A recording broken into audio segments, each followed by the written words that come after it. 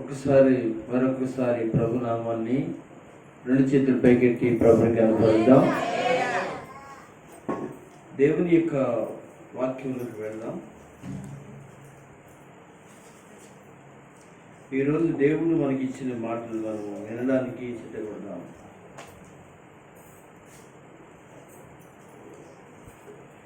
యెషయా గ్రంథము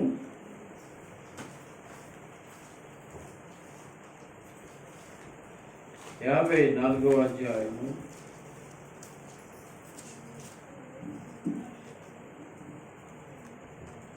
'అందరూ కూడా బైబిల్ తెరిచి యెషయా గ్రంథము 54వ అధ్యాయము 17వ వచనాన్ని చదువుదాం. నీకు విరోధముగా రూపింపబడిన ఏ ఆయుధమును వర్ధిల్లదు. న్యాయ విమర్శలో నీకు దోషారోపణ చేయు ప్రతి వానికి నీవు నేరస్థాపన చేసేదవు.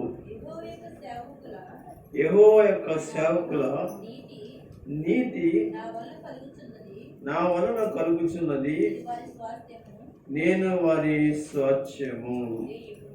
ఇదే యెహోవా వాక్కు. దేవుని యొక్క సన్నిధిలో ఈరోజు రాత్రి దేవుడు మనకి ఇచ్చినట్టి వాక్యమును మనము ధ్యానం చేద్దాం.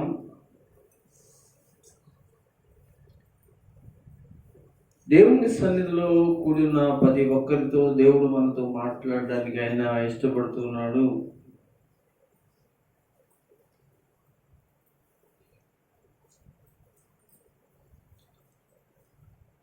ఈరోజు రాత్రి దేవుని ప్రజలైన వారు ఎవరైతే ఉన్నారో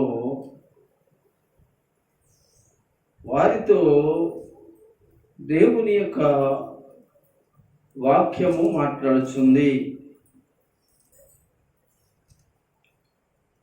నేను అన్న మాట మీకు అర్థమవుతుంది అనుకుంటున్నాను. దేవుని ప్రజలు ఎవరైతే ఉన్నారో లేక దేవుని పిల్లలైన వారు ఎవరైతే ఉన్నారో వారితో దేవుని మాట మాట్లాడుతుంది. ఇక్కడ ఈ మాటను మనం గమనించినప్పుడు ఇక్కడ కూర్చున్న వారు ఎవరికి వాళ్ళే నేను దేవుని కుమార్తెని, దేవుని కుమారుడను, దేవుని యొక్క బిడ్డలము మేము అనేటువంటి నిర్ణయంతో మనము ఇక్కడ దేవుని యొక్క వాక్యం వినాలనేదే దేవుని యొక్క ఉద్దేశం లేక పరిశుద్ధాత్మని యొక్క ఉద్దేశం. ప్రియమైన దేవుని బిడ్డలారా, దేవుడు ఈ రాత్రి 8 గంటల సమయంలో మనతో ఆయన చెప్తున్న సంగతులు చాలా జాగ్రత్తగా నేర్చుకోవడానికి ఇష్టపడదాం.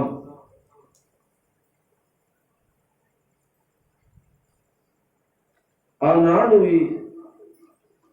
ఇశ్రాయేలీయులనే వారు ఎవరైతే ఉన్నారో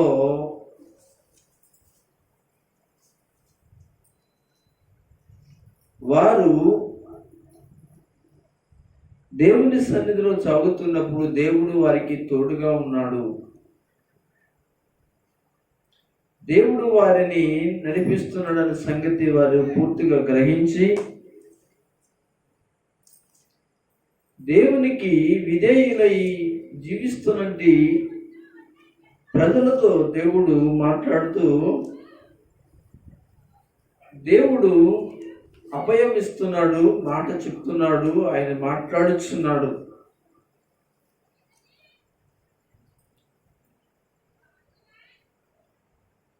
ఆనాడు దేవుని ప్రజలైన వారికి దేవుడు ఎంతగా సహాయం చేయడానికి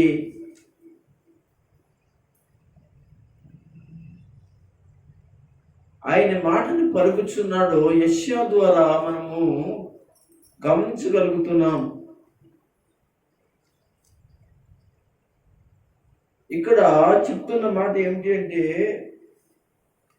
నీకు విరోధముగా రూపింపబడిన ఏ ఆయుధమును వర్తిల్లదు.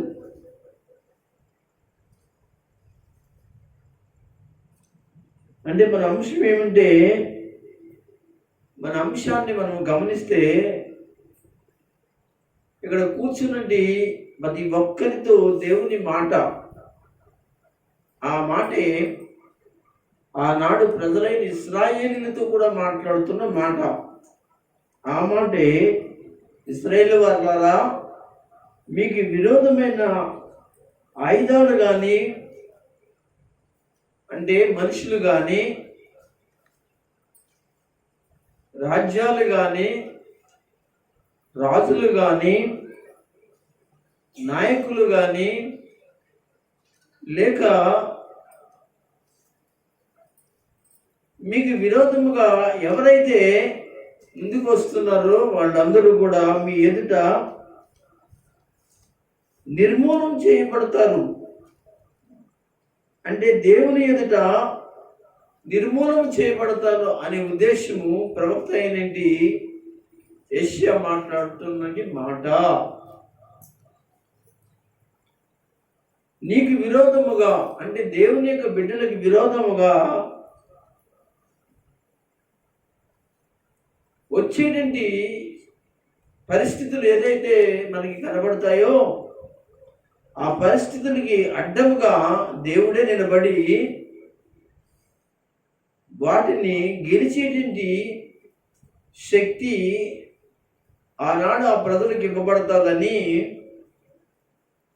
ఆ శక్తి ఎవరో కాదు కానీ దేవుడే అని మాట్లాడటం జరుగుతుంది ఈ వాక్యంలో. అంటే మనం గమనించవలసిన విషయం ఏంటంటే, ఈ రాత్రి వాక్యం వింటున్నటువంటి ప్రతి ఒక్కరితో ప్రభు మాట్లాడుతున్న విషయం ఏమిటి అంటే, మన సమాజంలో, మన సంఘాలలో, మన సహవాసములలో, మన ఎదుట, మన గ్రామ ప్రజలలో ఈ విధంగా చెప్పుకుంటూ వెళితే ఎవరైతే దేవునికి లేక దేవుని సంఘానికి వ్యతిరేకంగా ఎవరైతే ఉండాలని ఆలోచన కలిగి ఒక అడుగు ముందేస్తారో వాళ్ళందరూ కూడా దేవునికి వ్యతిరేకమైన ఆయుధాలని దేవుని యొక్క వాక్యము చెప్తుంది. కనుక దేవునికి వ్యతిరేకమైన ఆయుధాలుగా ముందుకు వచ్చిన వాళ్ళు ఎవరైతే ఉన్నారో వాళ్ళెవరూ కూడా దేవుని ఎదుట నిర్మూలన చేయబడతారు కానీ వర్ధిల్లరు అనే సంగతిని ఇక్కడ దేవుడు తన యొక్క సేవకుల ద్వారా మాట్లాడటం జరుగుతూ ఉంది. కనుక ఈ రాత్రి దేవుడు ఆ ప్రజలకు ఇస్తున్న అభయవాన్ని, దేవుని యొక్క దక్షిణాస్తాన్ని, దేవుని కాపుదలని మనం చూస్తాం. కనుక ఈ రాత్రి మీతో కూడా దేవుడు మాట్లాడుతున్న మాటలు మీరు జాగ్రత్తగా గమనిస్తే ప్రభు అయిన దేవుడు ఆ మాటని మీ జీవితంలో మిమ్మల్ని ఎన్నితట్టి బలపరచడానికైనా ఇష్టపడుతున్నాడు. కనుక మనం ఇంకోటి గమనించాలి. దేవుని బిడ్డలమైన మనము అని చెప్పుకుంటున్నటువంటి వారు ఎవరైతే ఉంటారో వారు కూడా దేవునికి వ్యతిరేకమైన పరిస్థితులు కనబడితే దేవుడు వారికి కూడా విరోధి అయి వారి పరిస్థితులను కూడా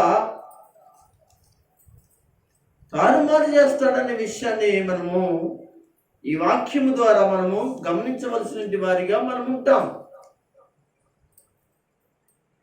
ఇంతకుముందు నువ్వు చేసిన ప్రార్థనలు కానీ, నువ్వు చేసినటువంటి విజ్ఞాపనలు కానీ, నువ్వు చేసినటువంటి అనేకమైన కార్యములను కానీ గుర్తు చేసుకుని, ఒకవేళ నిన్నేదో ఆయన బలపరుస్తాడనే ఆలోచన అనేది చెయ్యబోకు. ఎందుకంటే నీ జీవితంలో దేవుడు ఏ పరిస్థితిలో కూడా దేవునికి కానీ, దేవుని కార్యాలకు కానీ, దేవుని సంఘానికి కానీ, నీ పక్క సహోదరులకు కానీ, నీ పక్క సహోదరుడికి కానీ, నీ సంఘంలో ఉన్నవారు ఎవరైనా కావచ్చు, నీ ఈదులో ఉన్నవారు ఎవరైనా కావచ్చు, నువ్వు ఒక దేవుని బిడ్డవై ఉండి నీ జీవితంలో నేను ఏదైనా సాధించగలను, ఏదైనా సాధించే పరిస్థితి నా దగ్గర ఉంది అని అనుకోవడం, అది అనుకుంటున్న వారి యొక్క భ్రమ. కానీ ఆయన ఒకటే చెప్తున్నాడు, అలాంటి వారికి నేను విరోధిని అనే విషయాన్ని జ్ఞాపకం చేయడం జరుగుతుంది. కనుక అయితే ఎవరికి విరోధి అని మనం ఆలోచన చేశాము. అది దేవుని యొక్క సన్నిధిలో దేవుని సంఘానికి విరోధంగా ఉన్నవాళ్ళు, దేవుని బిడ్డలేని వారు, మంచి జీవితాలు కలిగిన వారి పట్ల వ్యతిరేకం కలిగిన వారి పట్ల ఆయన విరోధముగా ఉంటాడనే విషయాన్ని, ఆయన క్షమించలేని వాడిగా ఆయన ఉంటాడని మీరు గమనించాలని మీకు తెలియజేస్తూ, బైబిల్ గ్రంథంలో మనందరికీ తెలిసినట్టు ఒక వ్యక్తిని పరిచయం చేసి కొన్ని వాక్యాలు నేను మీ మధ్యన ఉంచాలని నేను అనుకుంటూ ఉన్నాను. కనుక అందుని బట్టి దేవునిని మహిమపరిచినట్లుగా 2 చేతులు పైకెత్తి స్తోత్రం చెప్పగలరా? కొంచెం గట్టిగా చెప్పండి. బైబిల్ గ్రంథంలో అపొస్తలుల కార్యంలో మనకు కనబడుతున్నది ఒక చక్కటి దేవుని యొక్క విరోధం కలిగిన ఒక వ్యక్తి మనకి కనబడతాడు. ఆయన ఎక్కడ కనబడతాడంటే అపొస్తలుల కార్యం 7వ అధ్యాయంలో మనకి ఆయన పరిచయం అవుతాడు. ఆయన పేరే సౌలు అనబడిన వ్యక్తి. ఈ సౌలు అనబడిన ఈ వ్యక్తి అపొస్తలుల కార్యం 7వ అధ్యాయంలో స్టెఫను అనేటువంటి ఒక సేవకుడిని చంపడం జరుగుతుంది. ప్రియమైన దేవుని బిడ్డలారా, ఇతడు దేవునికి ఒక విరోధమైన ఒక ఆయుధంగా తయారయ్యాడు. దేవునికి విరోధమైన ఆయుధంగా తయారయ్యాడు అనే మాట మీరు గమనిస్తే, అప్పటికి దేవుడు ఉన్నాడా, యేసయ్య ఉన్నాడా అంటే అప్పటికి ఆయన పరలోకానికి వెళ్ళిపోయాడు. వెళ్ళిపోయిన క్షణాలకి ఈ సౌలు అనేటువంటి ఇతడు దేవుని సంఘం మీద ఒక విరోధాన్ని పెంచుకుని దేవుని సంఘాన్ని పాడు చేయాలని చూడటం అపొస్తలుల కార్యంలో మనం కనబడుతుంది. ప్రియమైన దేవుని యొక్క బిడ్డలారా, పాడు చేయాలనుకున్నది, విరోధంగా ఉండాలనుకున్నది ఎవరిని అంటే దేవుని సంఘాన్ని. దేవుని సంఘాన్ని ఎవరైతే పాడు చేయాలనుకుంటారో, పాడు చేయాలనే ఉద్దేశంతో వాళ్ళు ముందుకు వేస్తూ ఉంటారు, అలాంటి వారిని దేవుడు క్షమించడు. ఒకవేళ క్షమిస్తే ఆ టైంలో ఆ కాంచేపు క్షమించినట్లు నీకు కనిపించొచ్చేమో, కానీ రాన్న దినాల్లో నువ్వు క్షమార్పణకు అర్హుడుగాను అర్హురాలుగా గాను నీవు ఉండవు. ప్రియమైన దేవుని బిడ్డలారా, మీరు గమనించండి. ఆ రోజున ఉజ్జీవంతో వెళుతున్న సంఘం, ఆధ్యాత్మికంగా నడిపించబడుతున్న సంఘం, ఆధ్యాత్మికంగా దేవుల్లో ఎదుగుతున్న సంఘం, దేవుని కొరకు ఆశ్చర్య కార్యాలు, చిన్నలు పెద్దలు, స్త్రీలు పురుషులు యవనస్తులను తేడా లేకుండా ఆదిమ క్రైస్తవ సంఘం చాలా ఉజ్జీవంగా పరిశుద్ధాత్మ చేత నడిపించబడుతున్న దినాలు. ఆ దినాలలో ఈ సౌలు అనేటి ఇతడు దేవునికి విరోధమైన ఒక ఆయుధంగా తయారయ్యి సంఘాన్ని చిన్నాభిన్నము చేయాలనుకుని ప్రయత్నం చేశాడు. మీరు గమనించాలి, ఎప్పుడు దేవుని సంఘాన్ని చిన్నాభిన్నాన్ని చేయాలని ఎవరు చూసినా దేవుని యొక్క లెక్కలో నువ్వు ఉంటావు. అది ఎవరైనా కావచ్చు, ఒక స్త్రీ అయినా కావచ్చు, ఒక పురుషుడైనా కావచ్చు, ఒక యవనస్తుడైనా కావచ్చు, ఒక సేవకుడైనా కావచ్చు. ఇలాగ ఎవరైతే ఉంటారో వాళ్ళని దేవుడు ఎప్పుడు కూడా క్షమించడానికైనా ఆయన ఊరికినే దేవుడు కానే కాడు. ప్రియులారా, ఈరోజు ఈ సౌలు అనేటువంటి వ్యక్తి ఆనాడున్న యెరూషలేములో ఉన్న సంఘమును ఏం చేశాడంటే చిన్న భిన్నము చేసి వాళ్ళని పట్టి చంపడానికి ప్రయత్నం చేయడం జరిగింది. అప్పుడు సౌలుని చంపడం జరిగింది. ఆ సమయంలో చాలా మంది క్రైస్తవ బిడ్డలైన వారిని గాయపరచడం జరిగింది. అనేక మందికి చాలా ఇబ్బందికరమైన ఒక విరోధమైనటువంటి పరిస్థితి ఈ సౌలు కనిపిస్తాడు. ఇలా జరుగుతుండగా సంఘము ఏం చేయబడిందంటే ఆ 7వ అధ్యాయమును మొదలుకొని ఇంకా 8వ అధ్యాయము, ఇలా 9వ అధ్యాయము, ఇలా కొన్ని అధ్యాయాలు మనం చదువుకుంటే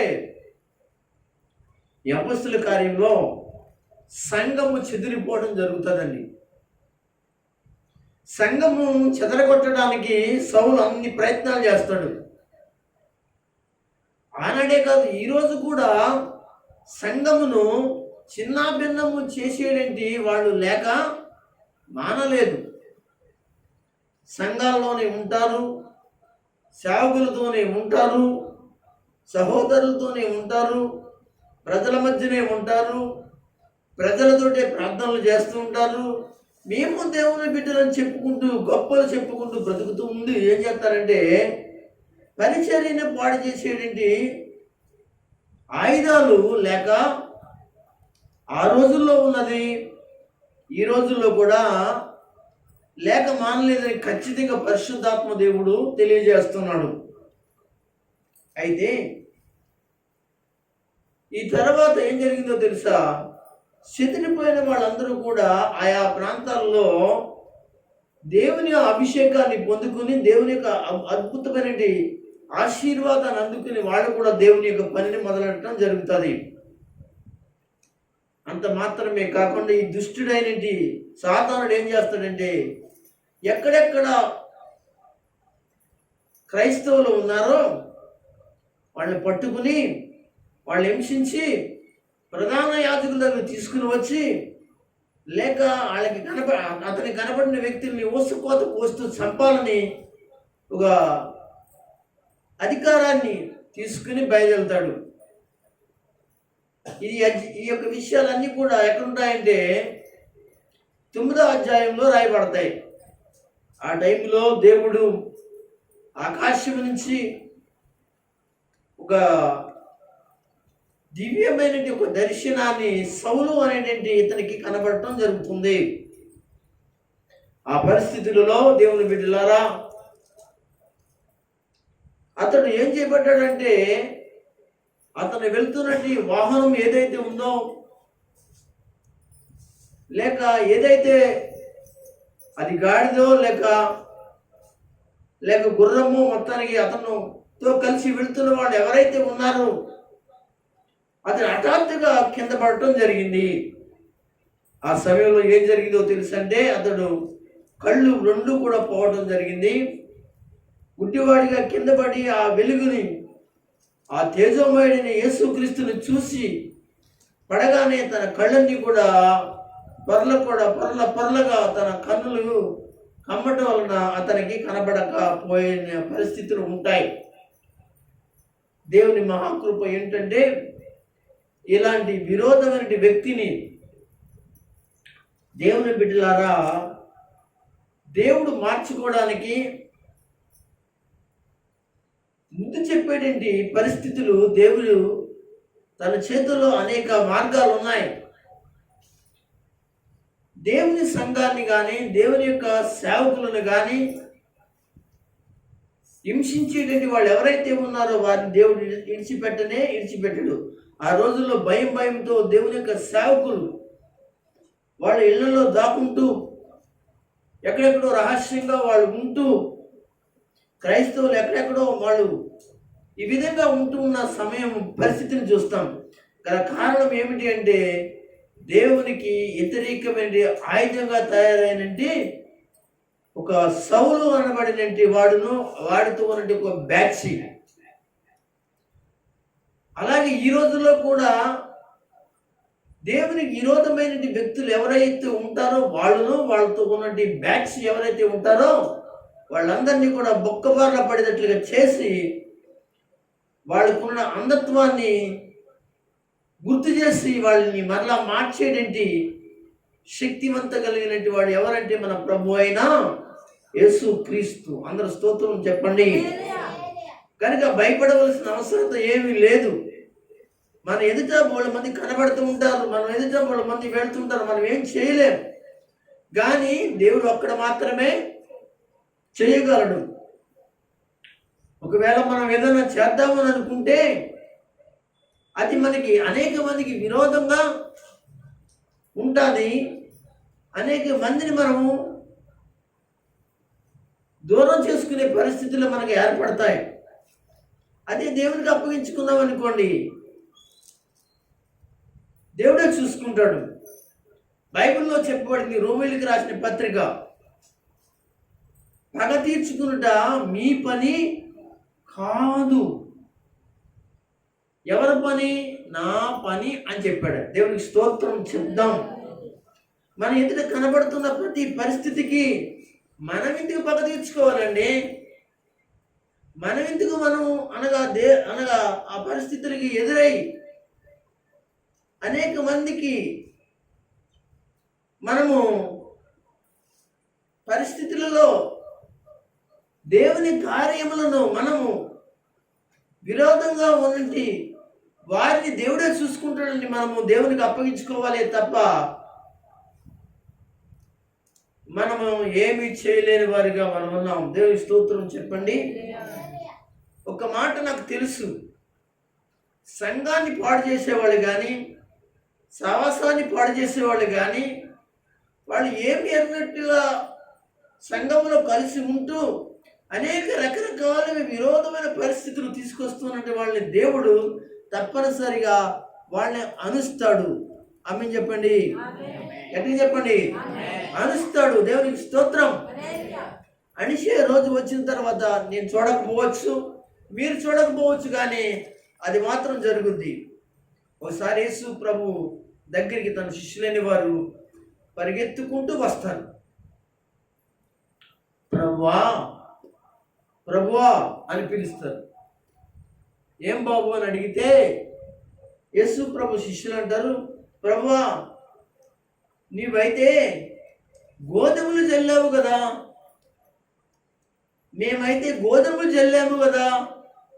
అయితే మేము వెళ్ళి చూడగానే ఆ గోధుమల యొక్క జల్లిన కాడ గోధుమలు మొక్కలు వచ్చాయి. వాటితో పాటు ఏమొచ్చినాయి అంటే గురుగుల మొక్కలు కూడా కనబడుతున్నాయి. ప్రభువా మేము వెళ్ళి పీకేయమంటారా, మేము వెళ్ళి లాగేయమంటారా అని అడుగుతారు. అప్పుడు ప్రభు అంటారు, కంగారు పడకండి,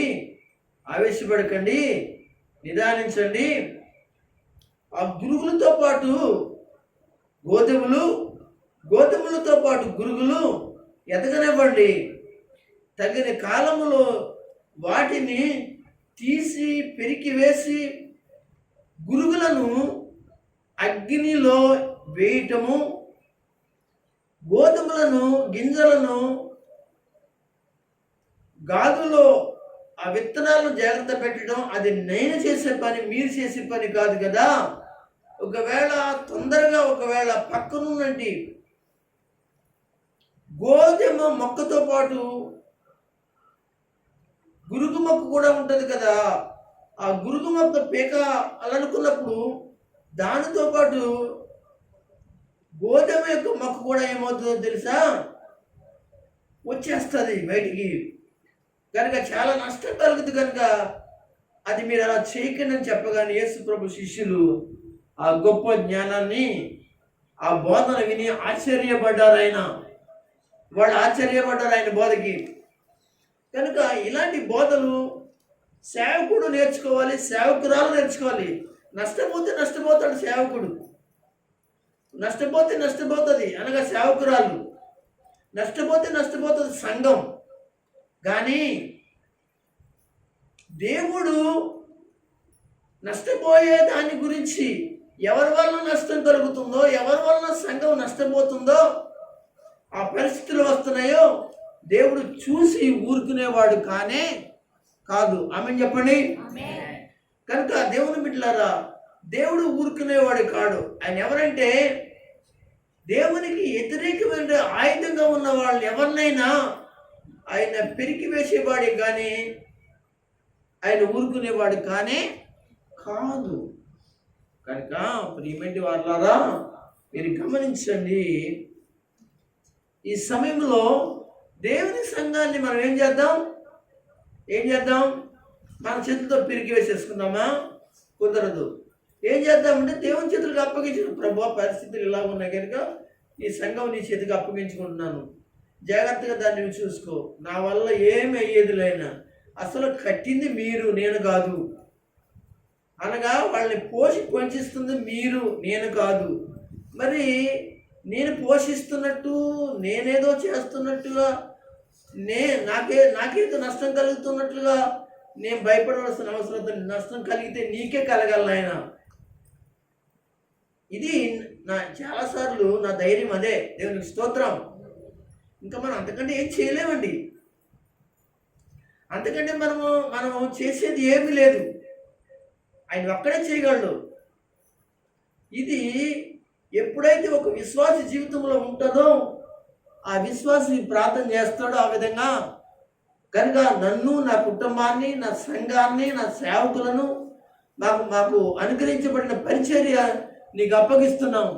పాడైపోతున్న పరిస్థితులకి పాడవకుండానట్లుగా నీవే నాయన కాపాడుకోమని ఏం చేయాలి? ఆయన చేతులకి మనము అప్పగించుకోవడమే మన బాధ్యత. అందరూ స్తోత్రం చెప్తాం. హల్లెలూయా. కనుక ప్రియులారా, దేవుడు వ్యతిరేకమైన పరిస్థితులకు అన్నిటికీ కూడా ఆయన సమాధానం ఒక రోజున చెప్పగలిగేటువంటి వాడిగా ఆయన ఉన్నాడు. కనుక జ్ఞాపకం చేసుకుందాం. ఏమండి,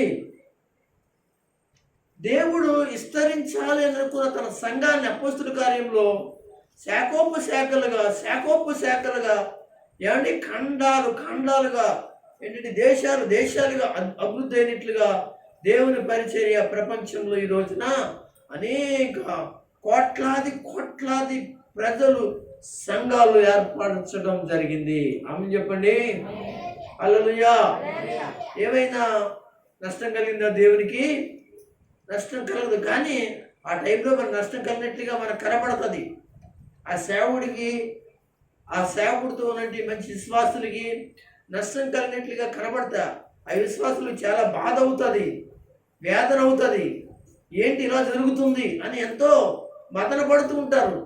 కానీ నేను చెప్పేది ఏంటంటే, ఇలాగ మదన పడుతున్నట్టు నేను కానీ, మీరు కానీ, ఎవరైనా కానీ ఉన్నారో వాళ్ళు దేవుని చేతులకు అప్పగించుకుంటే, దేవుని బిడ్డలారా, ఇవరకట్టండి ఇల్లు తిరిగి వచ్చేదంట తీర్పు ఇప్పుడు పొయ్యి తిరిగి వస్తుందటండి. పొయ్యి తిరిగి రావడానికి, ఇల్లు తిరిగి రావడానికి చాలా టైం పడుతుంది కదా. ఇల్లు అంటే ఇప్పుడు చర్చ్ అనగా ఇంత పెద్దది ఉంది, లేక ఇల్లు ఇంత పెద్దది ఉంది, దీని చుట్టూ తిరిగి టైం పడుతుంది. అదే ఒక పొయ్యి ఉందనుకోండి, దాని చుట్టూ తిరగడానికి ఎంత అంటే 2 అడుగులు అలాగెళ్తే ఇలాగ వచ్చేస్తాం. అంటే అంత తొందరగా దేవుని యొక్క తీర్పులోనికి దేవునికి విరోధమైన ఆయుధాలను తీసుకొస్తాడని నేను మీకు జ్ఞాపకం చేస్తూ ఉన్నాను. కనుక భయపడకండి, ధైర్యంగా ఉండండి. మనకి ధైర్యం ఉండదు, ఎందుకంటే తెలుసండి, అవతల వ్యక్తులు అలాంటి భయంకరమైన పరిస్థితులను తీసుకొచ్చే వ్యక్తులు ఏమండి. 1కి 4, 4కి 10, 10కి 100 అబద్ధాలు కల్పించి సర్వనాశనం చేయడానికి దేవుని పరిచర్య విషయంలో ఎన్నో రకరకాలుగా ఉంటూ ఉంటారు. అయితే నీకు కాదు కదా విరోధము, నాకు కాదు కదా విరోధము, దేవుని సంఘానికే విరోధము, దేవుని పరిచర్యకే విరోధము కలిగిన వారికి దేవుడు ఆయన ఏమై ఉన్నాడు తెలుసా, నిర్మూలం వచ్చేసి వర్ధిల్లునట్లుగా ఇప్పుడు వాళ్ళ జీవితాల్లో కనపడుతూ ఉండొచ్చేమో కానీ వర్ధిల్లకుండా చేయడానికి ఆయన తన చేతిని చాపిన రోజున వాళ్ళు ఎక్కడంటే మట్టి కరుస్తారండి. దేవుని స్తోత్రం చెప్పండి, హల్లెలూయా. కనుక దేవుని బిడ్డలారా, దేవుని విరోధమైన ఆయుధాలను జయించడానికి మనం ఏం చేయాలంటే 2 పనులు చేయాలి. అదేంటంటే దేవునిలో నమ్మకం ఉంచడం. దేవుని స్తోత్రం చెప్పండి, ఏముంచడం అండి? అది నమ్మకం ఉంచడం, అంతే.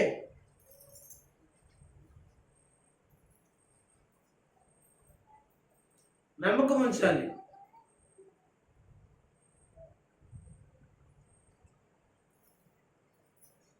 పలమూరులో నా సేవా దినప్పుడు ఇంకా నేను వివాహం అవ్వలేదండి.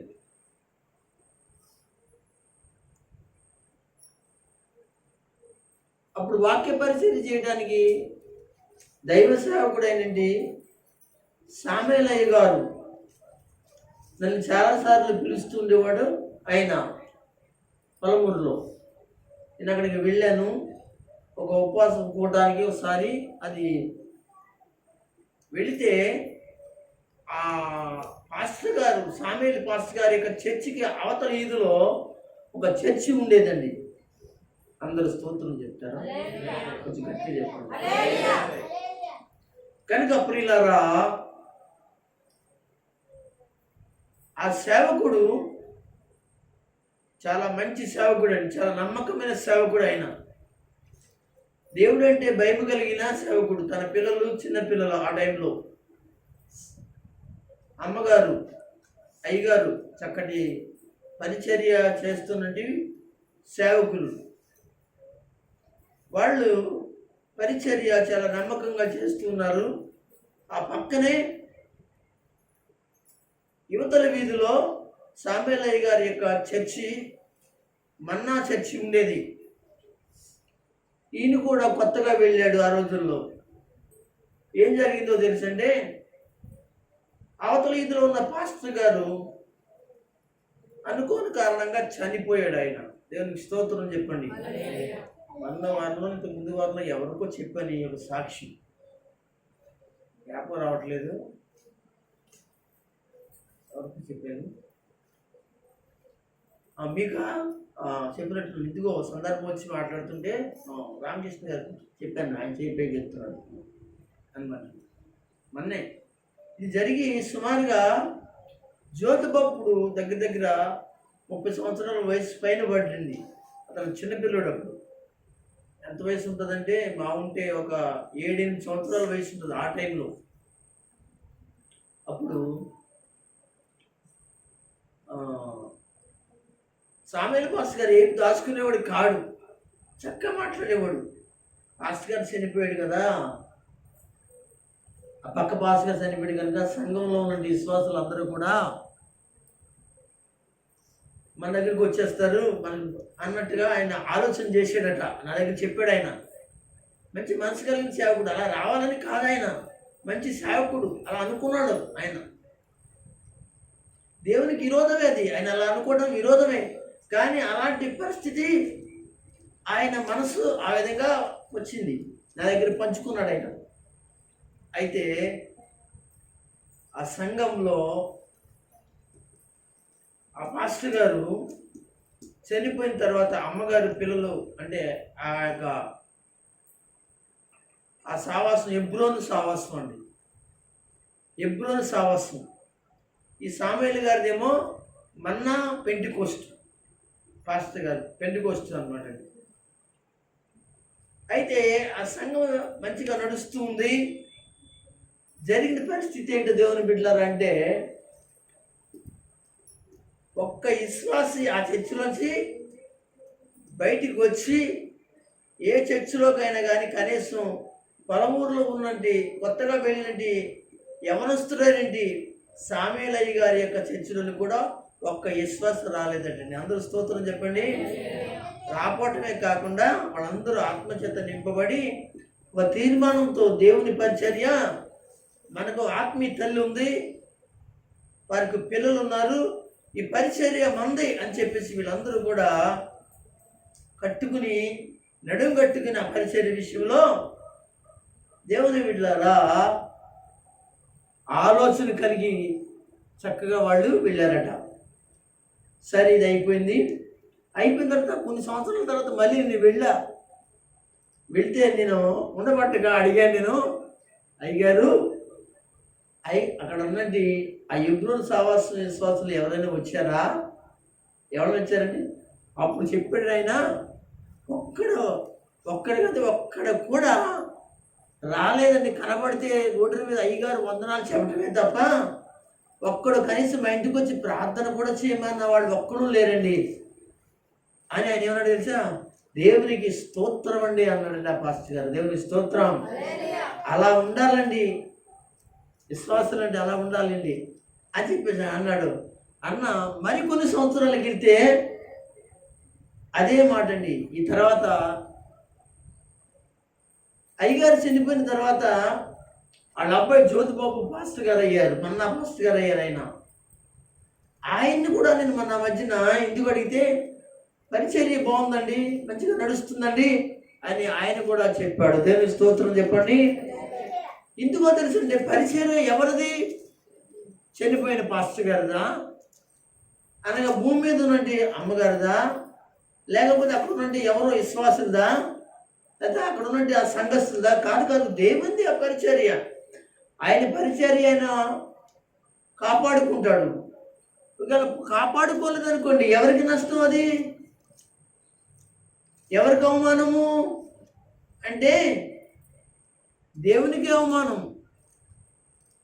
ఆ యొక్క సంఘాన్ని దిట్టముగా కాపాడుకోలేని పరిస్థితి లేదనుకోండి, ఆ సంఘ విశ్వాసునిదే పొరపాటు.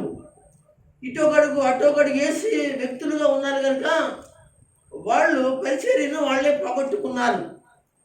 ఆ పాస్టర్ గారిది కాదు, ఆ పాస్టర్ అమ్మ గారిది కాదు. ఏమంటారు? ఇది న్యాయమంటారా కాదంటారా అంటే, మీరు ఏ రొక త్వరలోకి వెళ్ళి మాట్లాడుకుని ఆలోచన చేస్తే అది మీకు న్యాయంగానే ఉంటుంది. అయ్యగారు లేరు కదా, లేకపోతే ఏదో పరిస్థితి కదా, ఇలాంటి ఎన్నో సాకులు మనం చెప్పవచ్చు. లేకపోతే ఎవరో ముదురులైన వాళ్ళ సంఘంలో ఉండి అనగా పెడదేవను పెట్టి వాళ్ళు నడిపించే పరిస్థితులు కనబడవచ్చు, మంచిగా ఉండొచ్చు వాళ్ళ యొక్క పరిస్థితులు. అది మనం నమ్మి మనం కూడా పెడదేవను పెట్టామనుకోండి, ఆ పరిస్థితులు మీకు న్యాయంగా ఉండొచ్చు. కానీ దేవుని దృష్టిలో మాత్రం అది న్యాయమైనది కాదనే విషయం మాత్రం పూర్తిగా మీరు నమ్మాలని యేసుక్రీస్తు వారి యొక్క నామంలో మీకు నేను తెలియజేస్తున్నాను. అందరూ స్తోత్రం చెప్పగలరా? హల్లెలూయా. కనుక ప్రియమైన వాళ్ళరా, దేవునిలో ఏముంచాలంటే నమ్మకం ఉంచాలండి. ఆ రోజున ఆ సంఘము అలా నమ్మకం ఉంచింది. ఆ సంఘమే కాదు, నేను చాలా సంఘాలు చూశాను. ఆ సంఘాలన్నీ కూడా అలాగా నమ్మకం ఉంచి మనకెందుకులే అనేటట్టుగా లేకుండా ఆ వెనకాల ఉన్న వాళ్ళని బట్టి దేవుని పరిచర్య చేసిన సేవకుడిని, ప్రభు దగ్గరికి వెళ్ళిపోయిన సేవకుడిని బట్టి అనేక మంది, అనగా ప్రభు పరిచర్యలోనికి అనేక ఆత్మలను సంపాదించిన సంఘాలు ఈ రోజున అనేక చోట్ల మంచి సాక్ష్యం కలిగిన సంఘాలుగా ఉన్నారు. దేవుని స్తోత్రం. ఎందుకు నేను ఆ మాట చెప్తాను, నేనే కాదు కానీ ఈ రోజున అనేక మంది ఆ సంఘాల గురించి చెప్పేటువంటి సేవకులు అనేక మంది కనబడుతున్నారు ఈ రోజున. కనుక ప్రియులారా, మీరు గమనించండి, దేవునిలో ఏముంచాలంటే నమ్మకం ఉంచాలి. మనము 2 విషయాలు నేర్చుకుందాం. ఒకటి, దేవునిలో నమ్మకం ఉంచడం నేర్చుకుందాం. సమూయేలు గ్రంథం 1 గ్రంథం తెరవండి. సమూయేలు 1 గ్రంథం 17వ అధ్యాయము. అందరూ తెలిసి చూడండి. 17వ అధ్యాయము 45వ వచనాన్ని చదవండి. దావీదు నీవు కత్తియు ఈటయు బెల్లెమును ధరించుకుని నా మీదకి వచ్చుచున్నావు. అయితే నీవు తిరస్కరించిన ఇశ్రాయేలీయుల సైన్యములధిపతియగు యెహోవా పేరట నేను నీ మీదకి వచ్చుచున్నాను. అందరూ ఆమేన్ చెప్పండి. హల్లెలూయా. గట్టిగా చెప్పండి, హల్లెలూయా. చూడండి, దావీదు ఎంత నమ్మకమో, దావీదు ఎంత నమ్మకమో దేవుని బిడ్డలారా. ఈ రోజున అంత నమ్మకము ఉండాలి సంఘంలో ప్రతి ఒక్కరికి. చూడండి ఎంత నమ్మకం అండి. ఏమంటాడు తెలుసా? ఇశ్రాయేలీల మీదకి యుద్ధానికి, ఇశ్రాయేలీ ప్రజల మీదకి యుద్ధానికి నువ్వేం చేస్తున్నావు? కత్తి పట్టుకున్నావు, ఈటి పట్టుకున్నావు, బళ్ళెం కూడా పట్టుకున్నావు. నువ్వు భారీ ఎత్తుగా ఉన్నావు, బలం కలిగిన వాడిగా ఉన్నావు. అనేక మందిని నీ కాళ్ళ మీద తొక్కేవాడిగా నీవు ఉన్నావు. అయితే నేనైతే నీ మీదకి యుద్ధానికి రావడానికి నా చేతిలో బళ్ళెం లేదు, కత్తి లేదు, ఈటి లేదు. దేవుని బిడ్డలారా, ఎంత మాట చూడండి. నేను ఎలా వస్తాను తెలుసా? ఇశ్రాయేలీల సైన్యములకు అధిపతియగు యెహోవా పేరట నేను నీ మీదకి వచ్చుచున్నాను. దేవునికి స్తోత్రం. ఇదండి దేవుని బిడ్డలారా,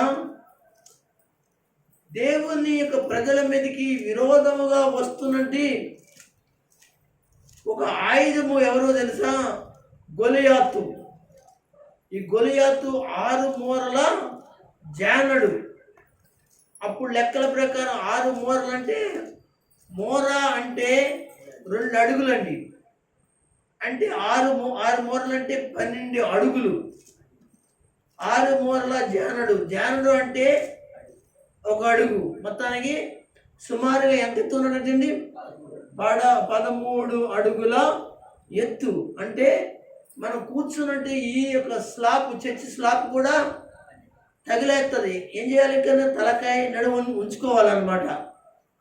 అంత ఎత్తర కలిగిన వాడు, అంత బలం కలిగిన వాడు, అంత శక్తి కలిగిన వాడు.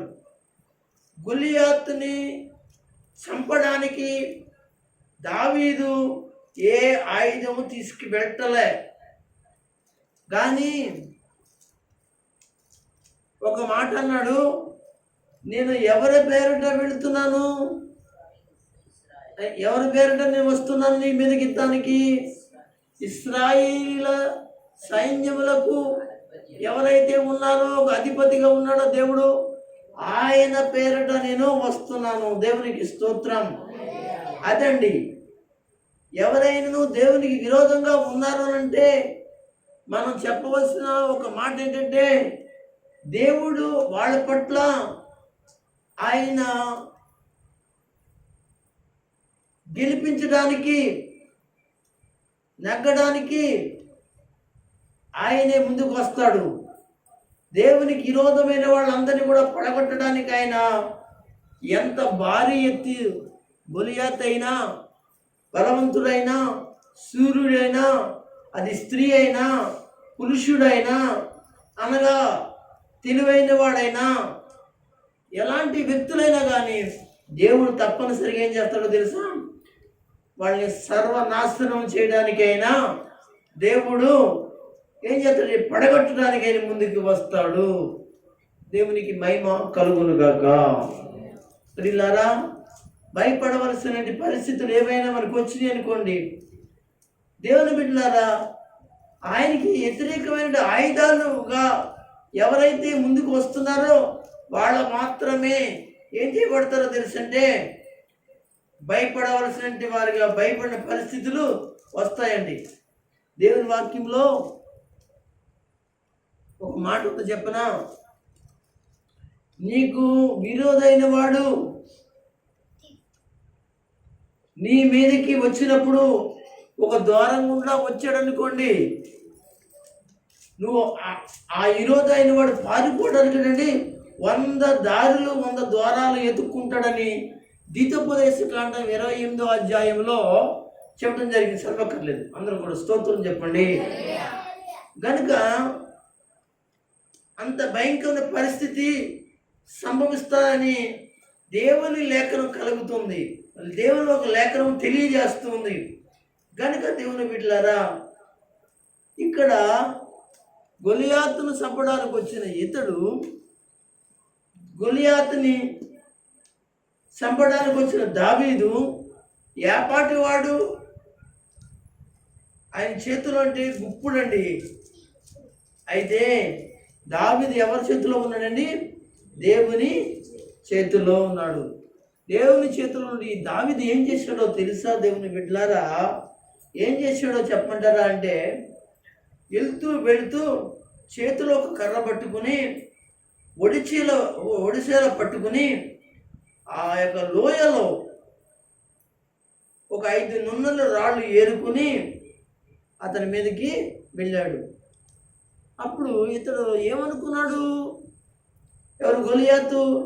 వీడు చూస్తే కోతంతో ఉన్నాడు, నేను చూస్తే భారీ ఎత్తులో ఉన్నాను, అసలు నేను ఎవరనుకున్నాడు?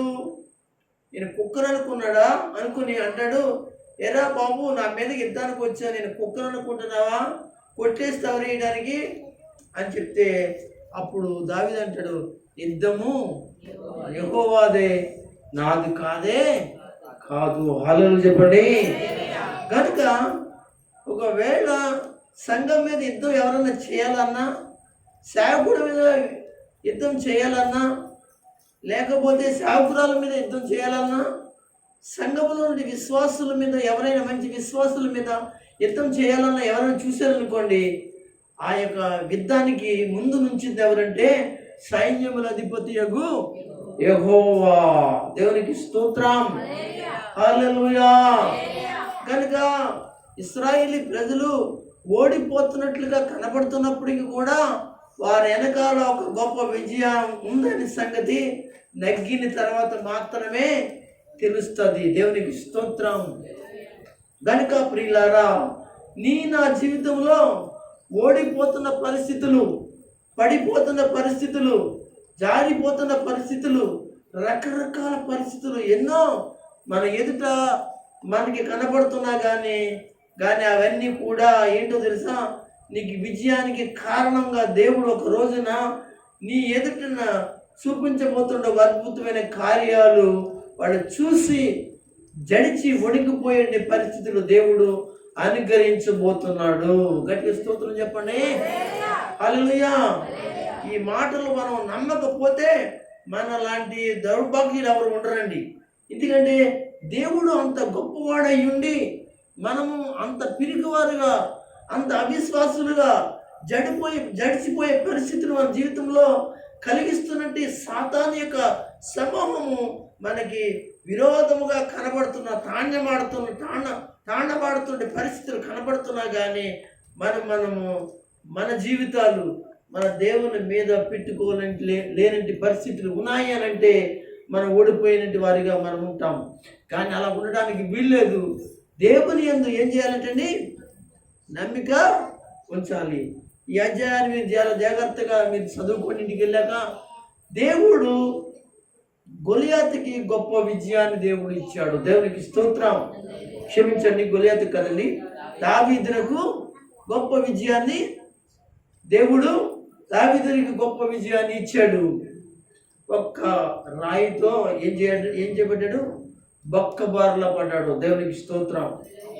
ఏమండి, రసుల మీద కొడితే వెనక పడాలా ముందుకు పడాలా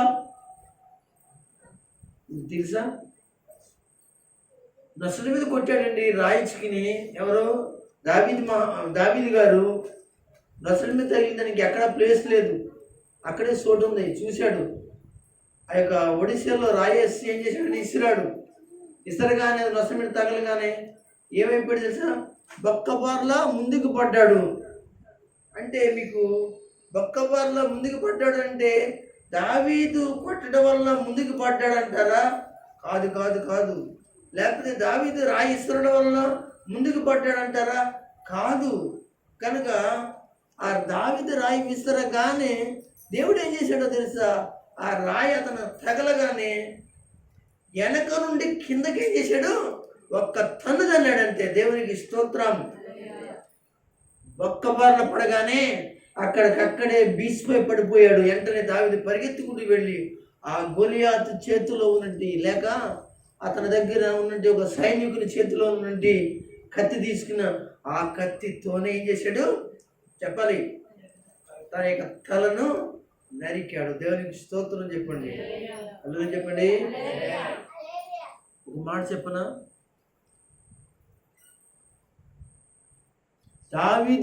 దావీదు చేతిలోకి ఎవరి కత్తి వచ్చిందండి? ఎవరిది ఖడ్గం? ఎవరిది? గొలియాతు ఖడ్గం. అంతకుముందు ఎవరి చేతిలో ఉంది? గొలియాతు చేతిలో ఉంది. ఒక మర్మం చెప్పనా? అంతకు ముందు గొలియాతు చేతిలో ఉన్న ఆ ఖడ్గము ఎవరో కాదు, నేనే, మీరే, నీ భార్య, నీ పిల్లలు, మీరన్నమాట. వాడి చేతిలో పెట్టుకుని ఏం చేశాడో తెలుసా?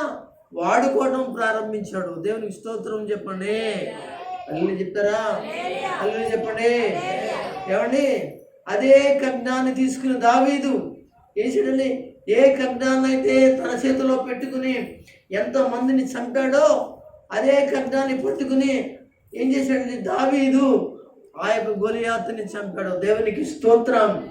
అంటే దేవుడు సాతానుని ఏం చేస్తాడు అంటే, ఇదిగో గొలియాతు చేతిలో ఒక ఖడ్గముగాను ఒక కత్తిగా ఉన్న నిన్ను మరలా దావీదు చేతిలోకి తీసుకుని, లేక దేవుని చేతిలోకి తీసుకుని ఏం చేస్తాడు? సాతాన్ని జయించిన ఒక ఆయుధంగా నిన్ను ఏం చేస్తాడో చెప్పండి? ఆయుధంగా ఏం చేస్తాడు? వాడుకుంటాడు. అందరికీ స్తోత్రం చెప్పండి. అలాంటి ఆయుధాలుగా దేవుడు చేయాలంటే నువ్వేమై ఉండాలి? దేవుని యందు నమ్మిక ఉంచాలి. దేవునికి స్తోత్రం. హల్లెలూయా. రెండు మాటలు మనం గమనించాలని చెప్పాను మీకు. ఒకటి మన జీవితంలో ఎలా ఉండాలి? విశ్వాసము ఏముండాలి? దేవునిలో మనము అనగా నమ్మిక ఉంచాలి. రెండో మాట ఏంటంటే, చదువుకుందాం, ముగిస్తున్నాను నేను. కీర్తన గ్రంథము 44వ కీర్తన. రెండో మాట ఏంటంటే, నీ జీవితానికి దేవుడే రాజుగా చేసుకోవాలి. ఆడవాళ్ళైనా మగవాళ్ళైనా యవనస్తులైనా చిన్నలైనా పెద్దలైనా ఏం చేయాలి? నీ జీవితానికి ఎవరు చేసుకోవాలి రాజుగా? అసలు గొలియాతు రాజుగా వెళ్ళాడు అక్కడికి కాదు. దేవుని పేరిట దేవుడే రాజుగా చేసుకుని ముందుకు వెళ్ళాడు. ఇందులో రెండవ విషయాన్ని గమనించినట్లయితే, నీ జీవితంలో అనగా నువ్వు ఎంత సూర్యుడివైనా, ఎంత తెలివైన వాడివైనా, ఎంత యుద్ధసూర్యుడివైనా, ఎంత తిరుగుతేట ఉన్నా నువ్వు పక్కకు వచ్చేసి దేవుడు మాత్రమే నువ్వేం చేయాలి? రాజుగా నువ్వు పెట్టుకోవాలి. అప్పుడు మాత్రమే నువ్వేం చేయబడతావు? గెలుస్తావు. దేవునికి స్తోత్రం. చదవండి 4వ వచనం.